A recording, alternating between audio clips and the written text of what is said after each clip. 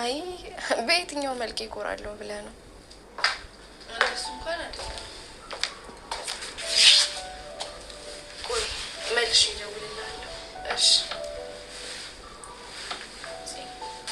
ወይ ምን ነው?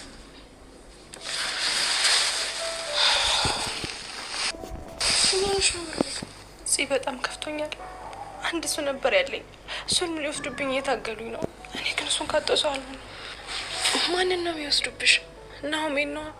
ደህና ሰላም ሆነን ብዬ መኖር ስጀምር ሌላ ችግር እንደገና መጣብኝ። ያውም እንደ ጦር ስፈረው የነበረው ችግር። እስኪ ተረጋጊና የሆንሽውን አስረጅኝ። የናሆሜ የድሮ ፍቅረኛው መጣች። ይኸው ቤታችንን ሰላም ነሳችሁ። እኔ ጋር በየጊዜው ትደውላለች። እኔ ናሆሜ እንድታገኘው አልፈልግም ነበር።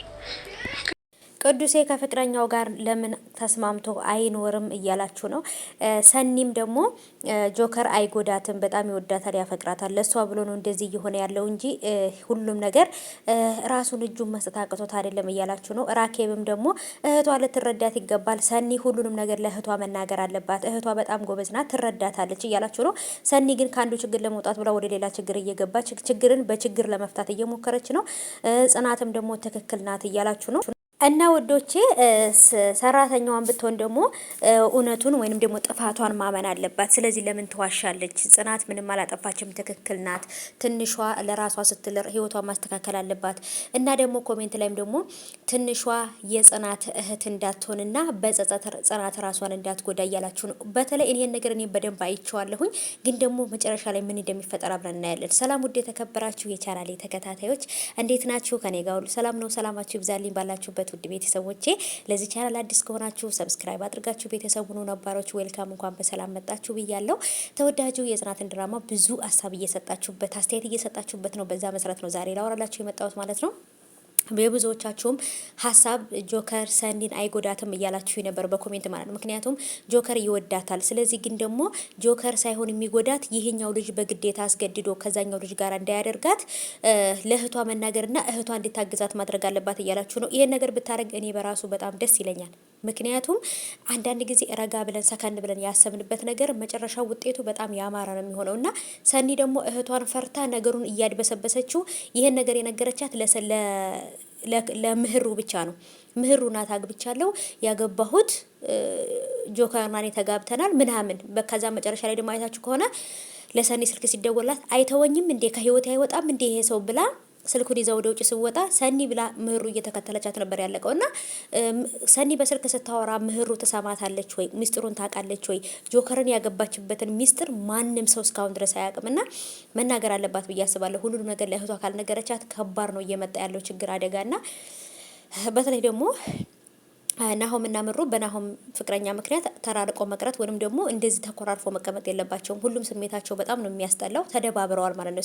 ማነው ምህሩና ናሆማ ተነጋግረው ነገሩን ሊፈቱት ይገባል። በመሀላቸው እነሱን ለማጣላት እየመጣች እንደሆነች አስበው እንትን ማለት አለባቸው። እሱም ደግሞ ልጅ እንዳለው ማወቅ አለበት።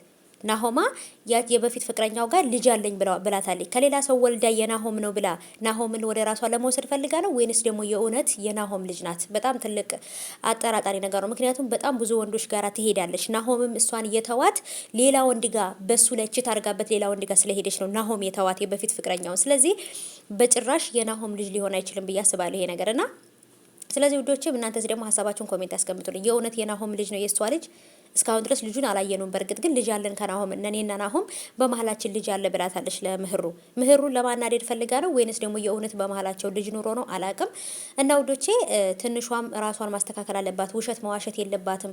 ለራሷ ለህይወቷ ስል ትምህርቷን መማር አለባት። ድንገት ትንሿ ደግሞ የጽናት እህቷ እንዳትሆን መጨረሻ ላይ ደግሞ እንዳትጸጸት ጽናት እያላችሁ ነው። ይሄን ነገር እኔም በደንብ አይቼዋለሁ።